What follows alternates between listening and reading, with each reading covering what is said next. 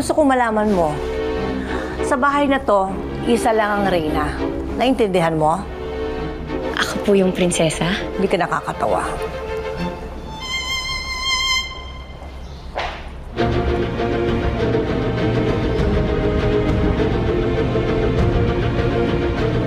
Oh, aalis na ako. Maglinis ka ng bahay, ha?